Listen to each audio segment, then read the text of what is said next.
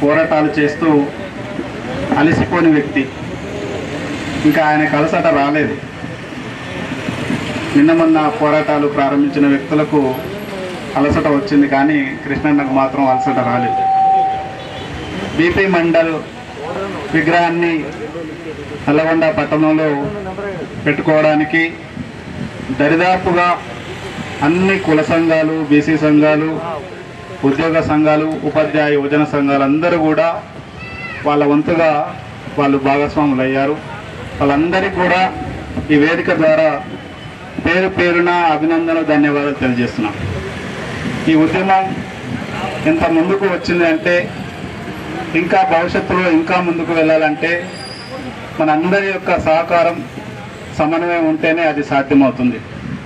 కాబట్టి మిత్రులందరూ ఎన్ని ఎజెండాలున్నా, ఎన్ని ఆలోచనలున్నా ఒకే తాటి మీదకి రావాల్సిన అవసరం ఉందని చెప్పేసి మీ అందరికి కూడా గుర్తు చేస్తూ ఉన్నాను.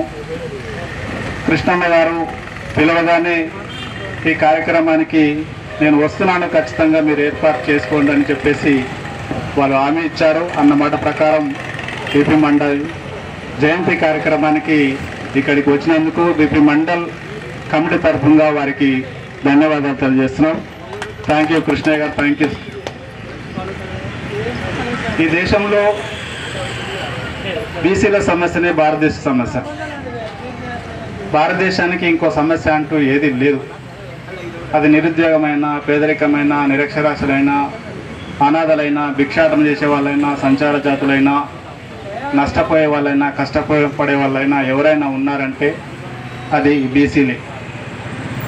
ఈ దేశ రాజ్యాంగం పైన నమ్మకంతో ఉద్యమించే వాళ్ళు, ఈ దేశ ప్రజాస్వామ్య వ్యవస్థ పైన నమ్మకం పెట్టుకునే వాళ్ళు, శాంతియుత మార్గంలో, ప్రజాస్వామిక మార్గంలో, గాంధేయ మార్గంలో తమ హక్కుల కోసం పోరాటం చేస్తున్నారు అంటే అది బీసీలు మాత్రమే.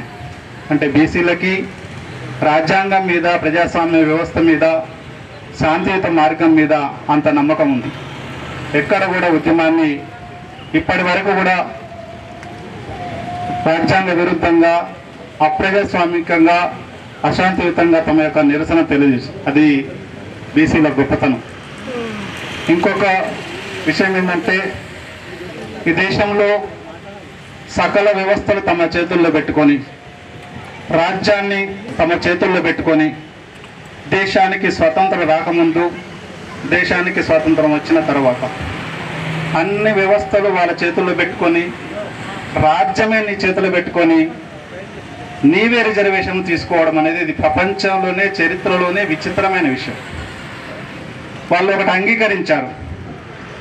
ఏం అంగీకరించారంటే, మా పాలన వల్ల కనీసం మా దరిద్రం కూడా పోలే, మేము దరిద్రమైన మా పాలన వల్ల మేము పేదలమైనాం అని వాళ్ళు చెప్పకనే చెప్పారు. వాళ్ళు రిజర్వేషన్ తీసుకోవడం అంటే వాళ్ళ పాలన అసమర్థుల పాలన, అవినీతి పాలన, వాళ్ళ పాలనలో ఈ సమాజం బాగుపడలేదు, కనీసం వాళ్ళ వర్గాలు, పాలక వర్గాలు కూడా బాగుపడలేదు అని చెప్పేసి వాళ్ళు ఈడబ్ల్యూఎస్ రిజర్వేషన్ తీసుకోవడం వల్ల వాళ్ళు స్పష్టం చేసిరు ఈ సమాజానికి. ఇక వాళ్ళ అసమర్థులు అనేది వాళ్ళు నిరూపించారు. మనం అనవలసిన అవసరం, వాళ్ళ చేతులే వాళ్ళ అసమర్థులు అని చెప్పేసి వాళ్ళు నిరూపించుకున్నారు.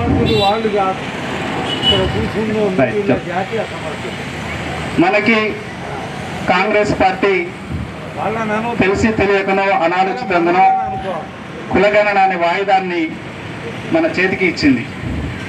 అది మామూలు ఆయుధం కాదు, అది వజ్రాయుధం. దాని వజ్రాయుధాన్ని పట్టుకొని కృష్ణన్న గారు ముందుకు వెళ్ళాలి, కులగణన లెక్క తేలాలి వజ్రాయుధంతో. మీ మీద ఇప్పటికీ కూడా తెలంగాణ బీసీ సమాజానికి అపారమైన నమ్మకం ఉంది. మీ వెంట మీరు నిరాహార దీక్ష చేస్తారా, ఆమరణ దీక్ష చేస్తారా, ఎక్కడ చేస్తారో చెప్పండి. మొత్తం యావత్ బీసీ సమాజం మీ వెంట నడవడానికి సిద్ధంగా ఉంది. ఈ ఖడ్గాన్ని మీరు చేత పట్టుకోండి.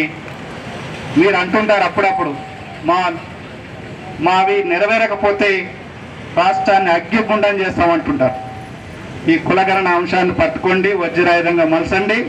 మీరు అగ్నిగుండం చేస్తారా, ఈ రాష్ట్రాన్ని ఏం చేస్తారు అనేది అది మీకు బలమైన ఆయుధం. ఈ సామాజిక వర్గాలందరూ కూడా, ఇతర ఎస్సీ ఎస్టీ సామాజిక వర్గాలు కూడా మీ వెంట నడవడానికి, ఈ అంశం మీద నిలబడి ముందుకు పోరాటం చేయడానికి సిద్ధంగా ఉన్నారని తెలియజేస్తూ, మనందరికీ కూడా మనం ఒక ఉద్యమంలో భాగస్వాములమైనాం.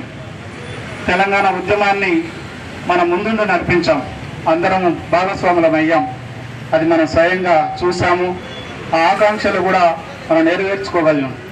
మన ఉద్యమం, తెలంగాణ ఉద్యమమే మనకు ఆదర్శం. మన పోరాటానికి, మన హక్కులకు, మన అవకాశాల కోసం, మన అభివృద్ధి కోసం పోరాటం చేయడానికి తెలంగాణ ఉద్యమాన్నే మనం ఆదర్శంగా తీసుకోవాలి. తెలంగాణ రాష్ట్ర సాధన కోసం, ఒక ప్రాంతాన్ని రాష్ట్రంగా సాధించుకోవడం కోసం ఏ విధంగానైతే ఎజెండాలు అన్నిటినీ పక్కకు పెట్టేసి ఒక తాటి మీదకి వచ్చేసి తెలంగాణ రాష్ట్రాన్ని సాధించుకున్నామో, ఆ తెలంగాణ ఉద్యమం మనకు స్ఫూర్తిగా ఉంటుంది.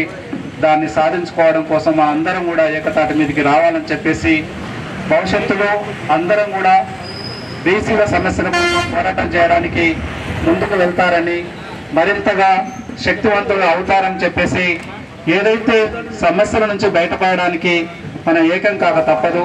మిత్రులందరికీ కూడా ఈ వేదిక ద్వారా పేరు పేరున ధన్యవాదాలు తెలియజేస్తూ, ఇంత పెద్ద ఎత్తున ఈ కార్యక్రమానికి కృష్ణయ్య గారు వచ్చినందుకు, వివిధ కుల సంఘాల ప్రతినిధులు, ఉద్యోగ సంఘాల ప్రతినిధులు వచ్చేసి తమ యొక్క భాగస్వామ్యాన్ని పంచుకున్నందరికీ పేరు పేరున అందరికీ కూడా ధన్యవాదాలు తెలియజేస్తూ సెలవు తీసుకుంటున్నాను.